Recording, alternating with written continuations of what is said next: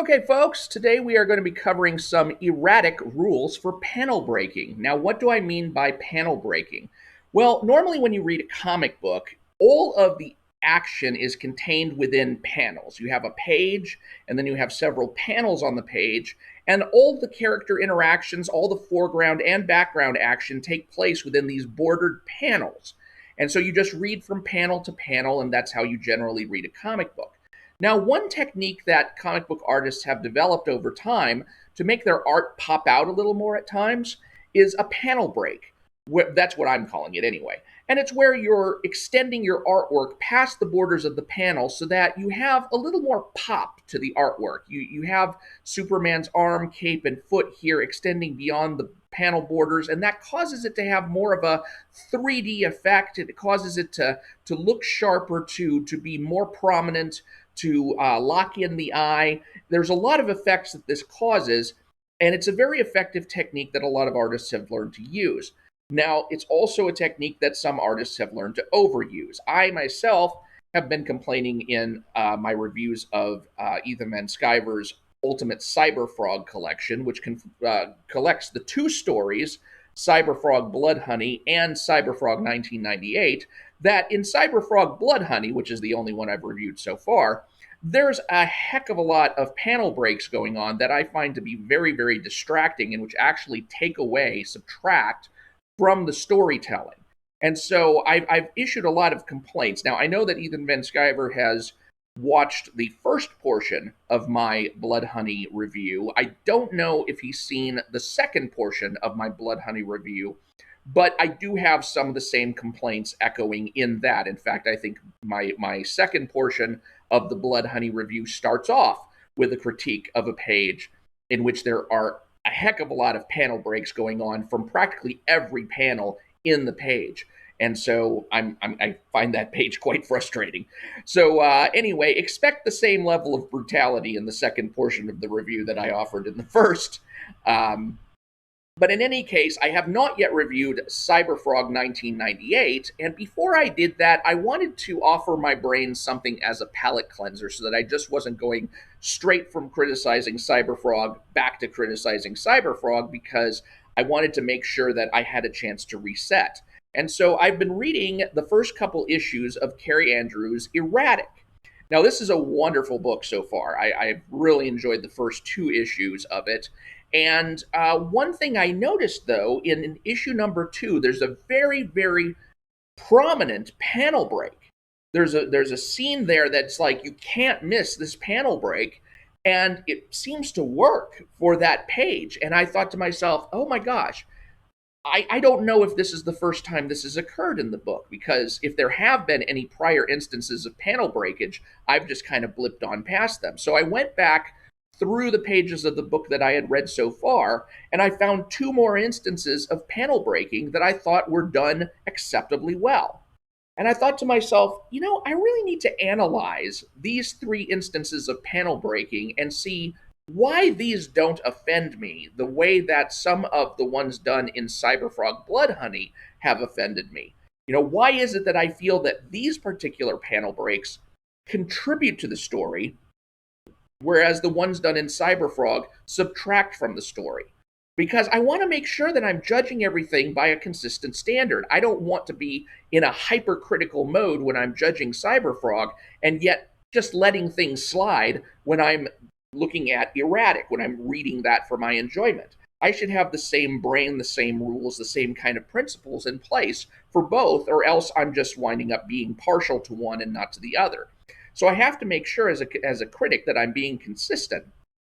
And I think that I am. And I think how I'm going to try and prove that is that we're going to look at the three instances of panel breakage in E-Ratic and show what it is that kind of makes them work and which justifies them in those three cases.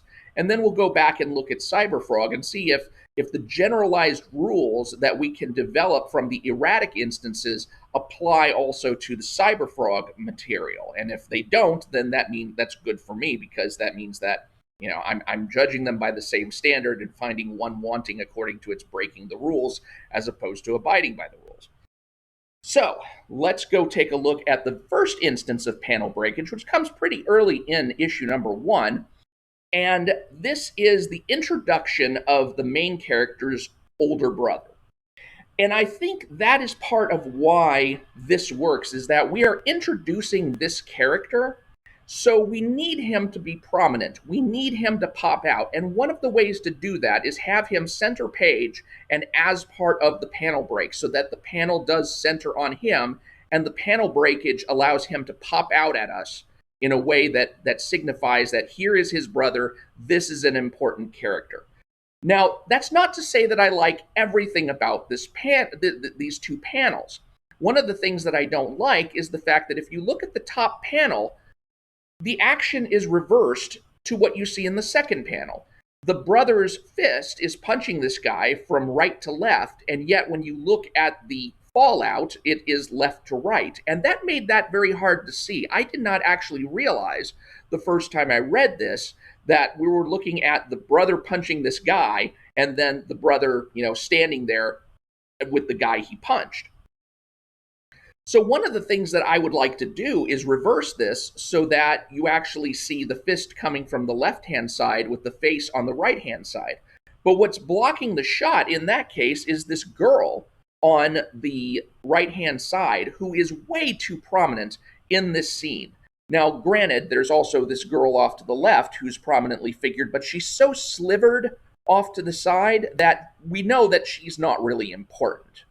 But this girl, I kind of wondered if she was some kind of main character in the scene. And so I don't think that this was necessarily handled properly. What I would have done is taken this character and slivered her off in the same way so that she'd be cut off about to here. And then that gives you more room to show that this is the guy reacting to the punch he just got. And then there's plenty of room to show this guy's face on this side, on the right-hand side, and have the fist come from the left-hand side. And that way we're not having to realize there was a switch of positions here. So, I'm not basically saying that everything that Carrie Andrews is doing in this is perfect either. So just to be clear, I've got my critic's hat on for this as well. But I do think that in this case, the panel breakage helps because it does make this character very prominent. And since that is the character being introduced, that kind of prominence really helps in this particular case. Now, the next scene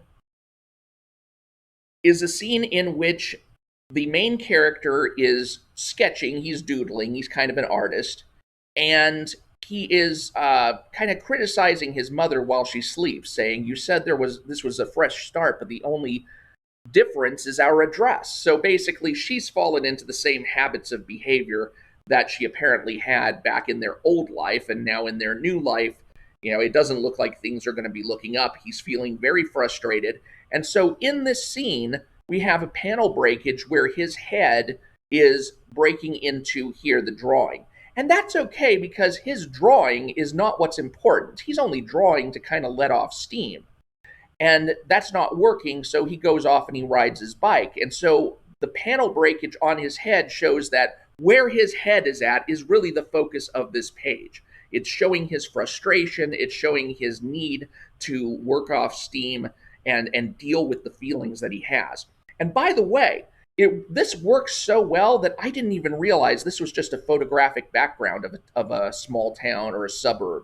I didn't realize this was a photo when I first saw it. And so the panel breakage here actually distracted me from the fact that the background was just a photo being laid in. That's kind of interesting there too. Now, the last of the three panel breakage instances comes towards the end of the second issue, and it shows a lip lock between the kid and one of his friends. He has been having an argument with this particular girl, and when she launches herself out of the closet and is shouting at him and he's trying to respond, then all of these other kids notice and their eyes are all drawn to him. And then this girl comes in and says, "No problem here, just a little princess way out of her league," kisses the boy. And the whole point of this scene is to distract everyone. It's to suck the attention of everyone in the room to this instance and away from the conflict that just happened. And so because the whole point of her doing that is to suck all the attention away, the fact that this occurs with a panel breakage sucks our attention to the same thing. So it's kind of we're one of the party goers. We've just seen this argument.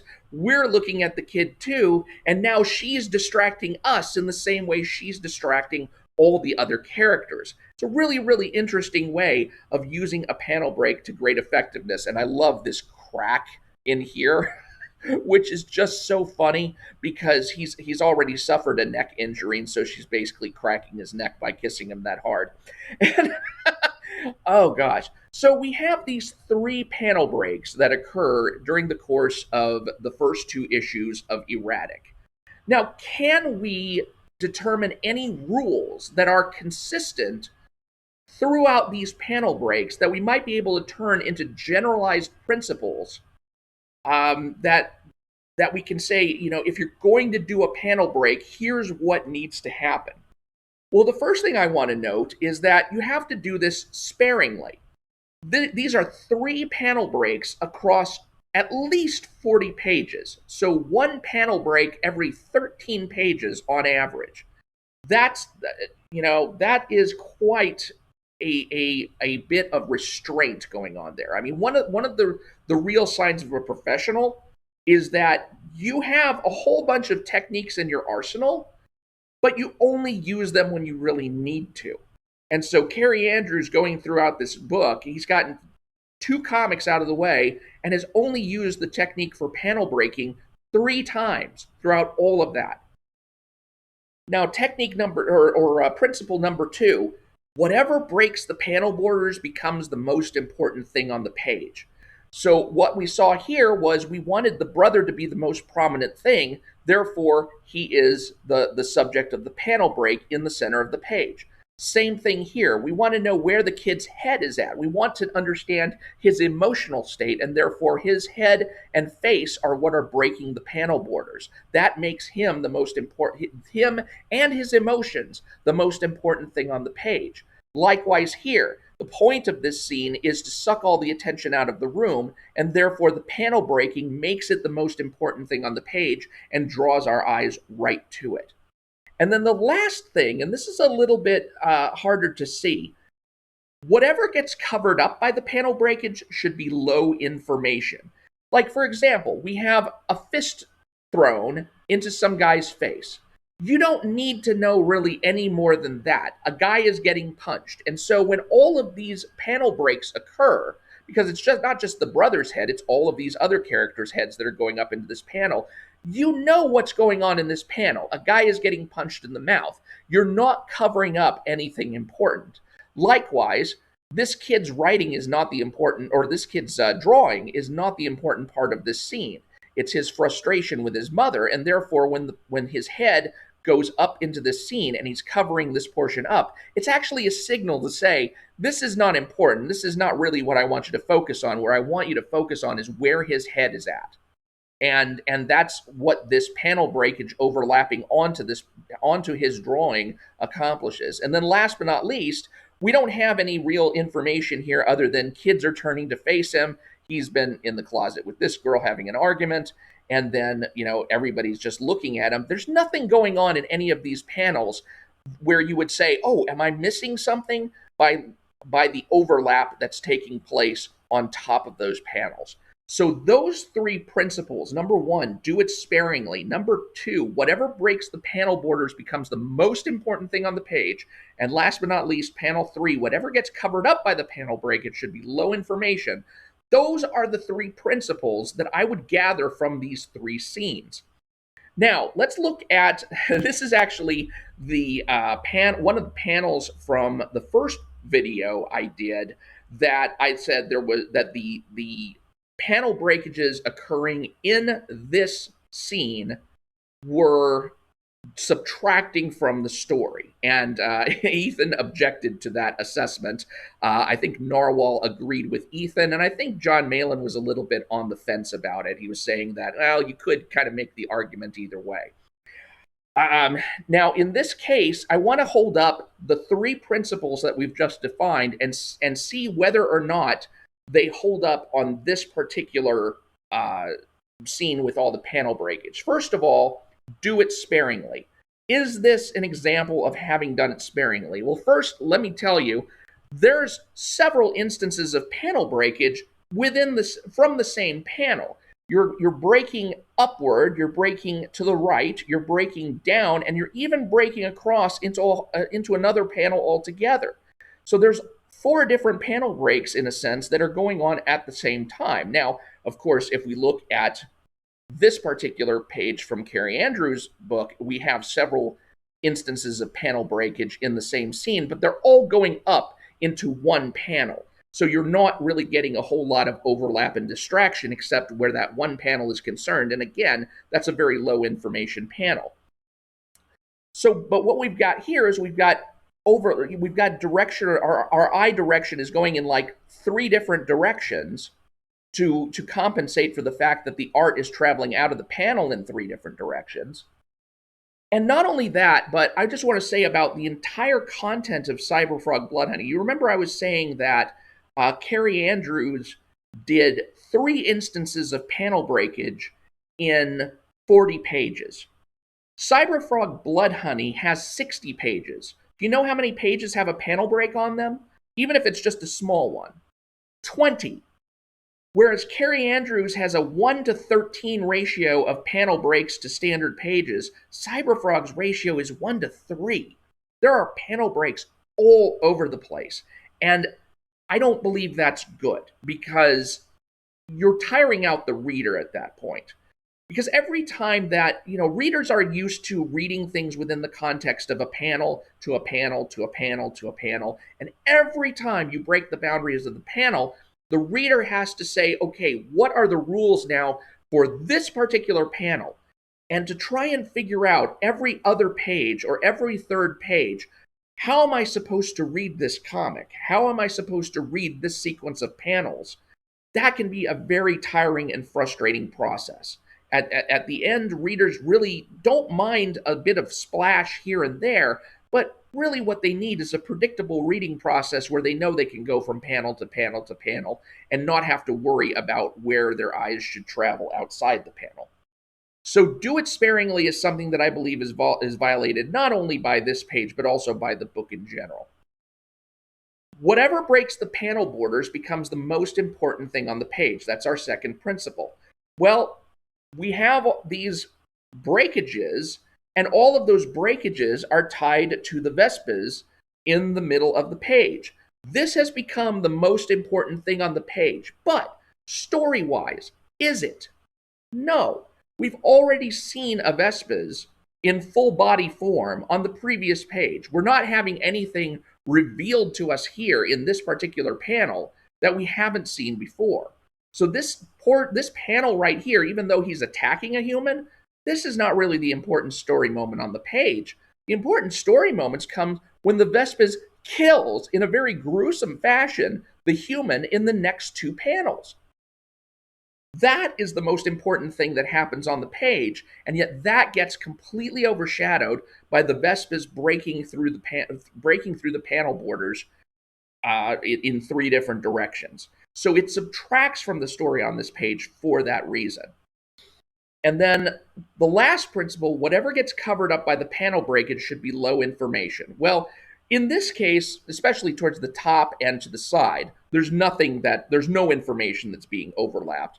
In this case, you have a character's foot jutting out and the Vespers' leg, crawling up. But you're not really seeing a lot of overlap onto the information that's in these 2 pages. However, excuse me, what I will say is that Ethan Van Sciver in general is a very detail-oriented artist. And because of that, and I think this may be the one thing that makes panel breakages more difficult for his artwork than for other artists' artwork, is that he is so detail-oriented that everything he does looks high information. If you're looking at these pages, for example, where you're having a little bit of panel breakage going on, which I actually said was acceptable in my review, in my part 2 review, I'm saying it's acceptable because the disorientation that we experience is akin to Cyberfrog's disorientation of finding himself in this Vespers overrun world. And when I look at this, But I'm seeing all of this amazing detail, and it's hard to see, I know, because it's a blurry clip from my video. If you look at all of the detail that he has pushed into the honeycombing of the Vespa's structures and the detail into Cyberfrog just on a regular basis, and also the detail that goes into any of the drawing any of the Vespas, there's so much detail on every single one of his pages that no matter how slight the panel breakage is, where there's some overlap that's going into another panel, you worry that, am I missing something here? Because in one of the in one of the pages that he did, I make note in the second video review on Cyberfrog BLOODHONEY that at one point the panel breakage is so distracting, I totally miss that there is a second character in the panel that's breaking out. I mean, there's so much detail in his work that you have to worry that you're missing something no matter what you're looking at. And I think that is kind of what puts more stress on the panel breakages that he performs that maybe another artist who isn't doing quite as much detail doesn't have that same problem. So his being a high information artist in practically every panel, that to me, it makes panel breakage a lot more problematic, and it makes it something that really does need to be used a lot more sparingly. You know, people are already sitting and staring at a panel and trying to take it all in. To have panel breakage on top of that really makes it a more stressful endeavor. So those are the three erratic rules for panel breaking. And you will see that when I apply these rules, both to what Kerry Andrews has done and to what Ethan Van Sciver has done, we get different results. For one thing, do it sparingly. Kerry Andrews does that. Ethan Van Sciver does not. You have a significant overflow of panel breakages in Cyberfrog compared with E-Ratic. Whatever breaks the panel borders becomes the most important thing on the page. I can show you, more examples from Cyberfrog BLOODHONEY where that what winds up becoming the most important thing really shouldn't be that. And then last but not least, whatever gets covered up by the panel breakage should be low information. And I'm thinking right now of a very, very specific scene in which Cyberfrog's head actually overlaps onto the thing in the previous panel that he himself was talking about 2 panels prior. And so you have him talking about something as if it's the most important thing in the room. And then when you get to the scene where you actually get to see it, his head from another panel is overlapping on it. That is not the right way to do that. You need to make sure that whatever it is that is the important thing on the page, it doesn't get covered up by something else later on. And even if it's not the most important thing on the page, it's got to at least, if it's something that's at least mentioned specifically, you shouldn't be covering it up in a later panel. So I do believe, I think I made mention of that specifically in the video pertaining to that particular page.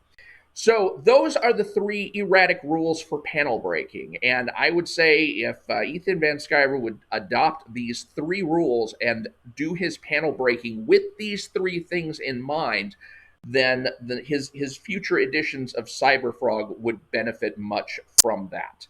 I'm Mike Partika. I hope you've enjoyed this foray into comic critique, and do subscribe if you haven't already, so that you will get notified of my next reviews and also talks on politics, religion, whatever. I will talk to you later.